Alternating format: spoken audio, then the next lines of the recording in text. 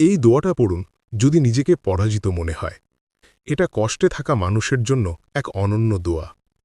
আপনি যদি মনে করেন সব দিক বন্ধ, কেউ সাহায্য করছে না, জীবন আটকে গেছে, তখন এই দোয়াটি মন থেকে পড়ুন। ربي إني مغلوب فانتصر. হে আমার প্রভু, আমি পরাজিত, আপনি সাহায্য করুন। সূরা আল কামার, আয়াত 10। নূহ আলাইসাল্লাম 950 বছর চেষ্টা করেছিলেন, তবুও তার কম মানেনি। শেষ পর্যন্ত যখন তিনি একেবারে নিরুপায় হয়ে পড়েন, তখন এই দোয়াটি পড়েছিলেন। অর্থাৎ যখন কেউ দুনিয়ার সব চেষ্টা করেও ব্যর্থ হয়, তখন এই দোয়া অন্তরের গভীর থেকে পড়লে আল্লাহর সাহায্য আসে। এটা আল্লাহর উপর নির্ভরতার প্রকাশ।